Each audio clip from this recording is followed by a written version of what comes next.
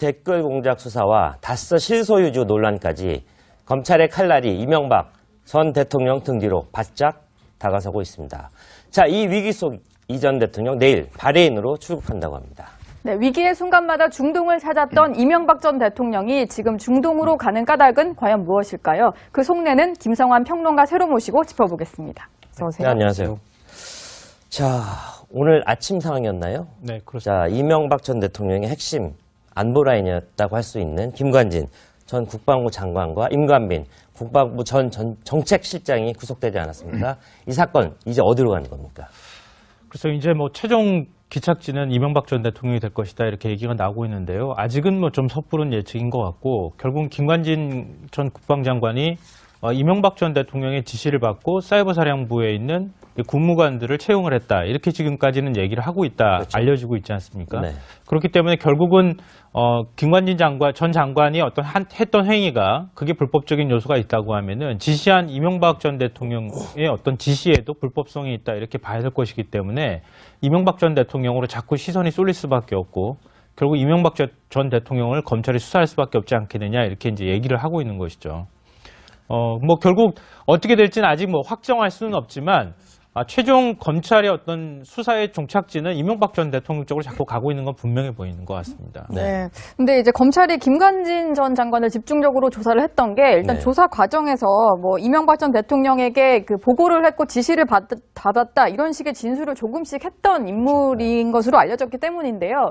근데 좀 궁금한 게 이번에 구속이 되긴 했는데 그 구속영장 안에는 그 이명박 전 대통령에 대한 얘기가 빠져 있다고 하더라고요. 그 이유는 뭘까요? 일단은 뭐 검찰에서 이제 김관진 네. 전 장관의 신병을 확보하고 나서 더 추가적인 수사를 하겠다는 의도로 보이는데 김 전 장관의 진술 내용에는 그러니까 2012년 7월 달에 이 사이버사의 인력 증원과 관련해서 이 전 대통령에게 보고를 했고 네. 그것이 이제 그 과거보다 인력을 한 10배 정도 늘리는 것이어서 79명을 새로 늘리고 그런 부분에서 이 전 대통령의 지시를 받았고 우리 편 사람으로 되도록 좀 만들어라 채워라 네. 이런 내용이 얘기가 있었다라는 것인데 그 부분을 이제 김 전 장관 얘기는 이것이 그 전에 이제 북한에서 있었던 디도스 공격 이런 것에 대응하는 하나의 정책적인 차원으로 자신은 이해를 했다라고 그렇죠. 이제 그렇게 진술을 했기 때문에 현 단계에서 이명박 전 대통령이 예를 들면 사이버사 인력을 증원해서 그 정치 관련된 댓글도 달고 좀 여러 가지 그런 활동을 하시오. 예를 들면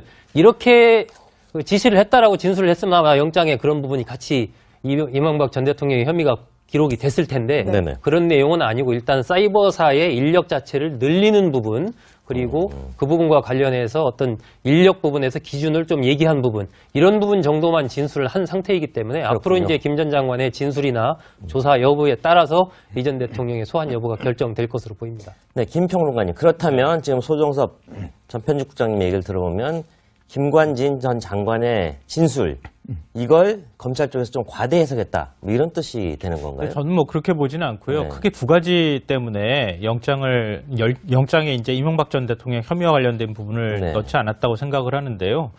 일단은 단계적인 접근을 하고 있다고 생각합니다. 단계적으로. 네. 왜냐하면 최근에 뭐 국정원 수사할 때도 마찬가지고 이 영장 기각 사례들이 굉장히 많이 나왔거든요. 근데 예를 들어서 김관진 국방부 장관의 구속영장을 청구를 했는데 거기에 이명박 전 대통령 관련된 혐의도 들어가 있었다고 하는데 네. 만약에 영장이 기각됐다. 그러면은 이명박 전 대통령한테까지 구속영장을 발부하거나 나중에 이제 조사하는 문제까지 영향을 미칠 수밖에 없잖아요. 그렇죠. 네. 그러니까 일단은 김관진 전 국방부 장관을 먼저 구속시키고 더 추가 조사할 부분이 있으면 추가 조사하겠다. 그러니까 영장 기각에 어떤 대비하는 차원에서라도 현재 지금 이명박 전 대통령과 관련된 혐의는 안 넣는 게 좋겠다 이렇게 판단했던 것 같고요. 둘째로는 이명박 전 대통령 혐의와 관련된 게 이것만 있는 게 아니잖아요. 지금 나와 있는 뭐 국정과 관련되어 있는 사안, 특히 이제 원세훈 전 국정원장과 관련되어 있는 문제에서 이명박 전 대통령한테 보고했다고 하는 VIP라고 하는 그 얘기들이 계속 나오고 있잖아요. 네.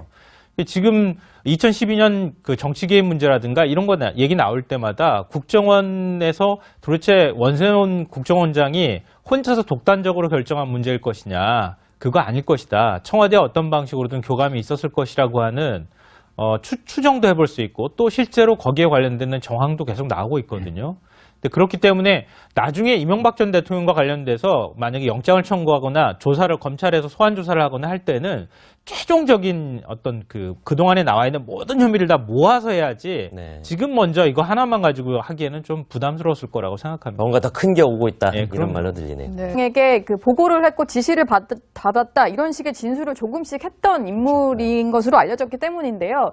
근데 좀 궁금한 게 이번에 구속이 되긴 했는데 그 구속영장 안에는 그 이명박 전 대통령에 대한 얘기가 빠져 있다고 하더라고요. 그 이유는 뭘까요? 일단은 뭐 검찰에서 이제 김관진 네. 전 장관의 신병을 확보하고 나서 더 추가적인 수사를 하겠다는 의도로 보이는데 김 전 장관의 진술 내용에는 그러니까 2012년 7월 달에 이 사이버사의 인력 증원과 관련해서 이 전 대통령에게 보고를 했고 네. 그것이 이제 그 과거보다 인력을 한 10배 정도 늘리는 것이었어요. 79명을 새로 늘리고 그런 부분에서 이 전 대통령의 지시를 받았고 우리 편 사람으로 되도록 좀 만들어라, 채워라 네. 이런 내용이 얘기가 있었다라는 것인데 전 국방장관이 이명박 전 대통령의 지시를 받고 사이버사령부에 있는 군무관들을 채용을 했다. 이렇게 지금까지는 얘기를 하고 있다. 그렇죠. 알려지고 있지 않습니까? 네.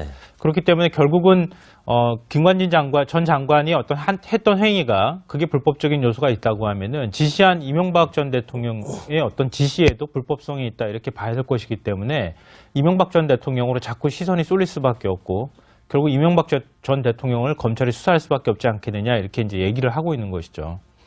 뭐 결국 어떻게 될지는 아직 뭐 확정할 수는 없지만 최종 검찰의 어떤 수사의 종착지는 이명박 전 대통령 쪽으로 자꾸 가고 있는 건 분명해 보이는 것 같습니다. 네. 근데 이제 검찰이 김관진 전 장관을 집중적으로 조사를 했던 게 일단 네. 조사 과정에서 뭐 이명박 전 대통령 그 부분을 이제 김 전 장관 얘기는 이것이 그 전에 이제 북한에서 있었던 디도스 공격 이런 것에 대응하는 하나의 정책적인 차원으로 자신은 이해를 했다라고 그렇죠. 이제 그렇게 진술을 했기 때문에 현 단계에서 이명박 전 대통령이 예를 들면 사이버사 인력을 증원해서 그 정치 관련된 댓글도 달고 좀 여러 가지 그런 활동을 하시오. 예를 들면 이렇게 그 지시를 했다라고 진술을 했으면 아마 영장에 그런 부분이 같이 이명박 전 대통령의 혐의가 기록이 됐을 텐데 네네. 그런 내용은 아니고 일단 사이버사의 인력 자체를 늘리는 부분 그리고 그 부분과 관련해서 어떤 인력 부분에서 기준을 좀 얘기한 부분 이런 부분 정도만 진술을 한 상태이기 때문에 앞으로 그렇군요. 이제 김 전 장관의 진술이나 조사 여부에 따라서 이 전 대통령의 소환 여부가 결정될 것으로 보입니다.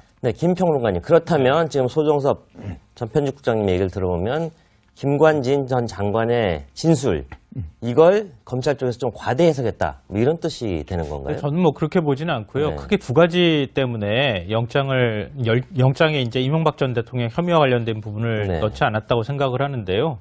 일단은 단계적인 접근을 하고 있다고 생각합니다. 단계적으로. 네. 왜냐하면 최근에 뭐 국정원 수사할 때도 마찬가지고 이 영장 기각 사례들이 굉장히 많이 나왔거든요. 근데 예를 들어서 김관진 국방부 장관의 구속영장을 청구를 했는데 거기에 이명박 전 대통령 관련된 혐의도 들어가 있었다고 하는데 네. 만약에 영장이 기각됐다.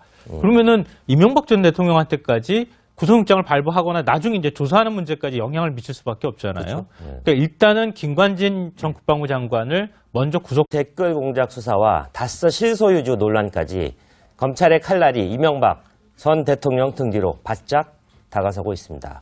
자, 이 위기 속 이 전 대통령 내일 바레인으로 출국한다고 합니다. 네, 위기의 순간마다 중동을 찾았던 이명박 전 대통령이 지금 중동으로 가는 까닭은 과연 무엇일까요? 그 속내는 김성환 평론가 새로 모시고 짚어보겠습니다. 어서 오세요. 네, 안녕하세요. 자, 오늘 아침 상황이었나요? 네, 그렇습니다. 자, 이명박 전 대통령의 핵심 안보 라인이었다고 할 수 있는 김관진 전 국방부 장관과 임관빈 국방부 전 정책실장이 구속되지 않았습니까? 이 사건 이제 어디로 가는 겁니까? 그래서 이제 뭐 최종 기착지는 이명박 전 대통령이 될 것이다 이렇게 얘기가 나오고 있는데요. 아직은 뭐 좀 섣부른 예측인 것 같고 결국은 김관진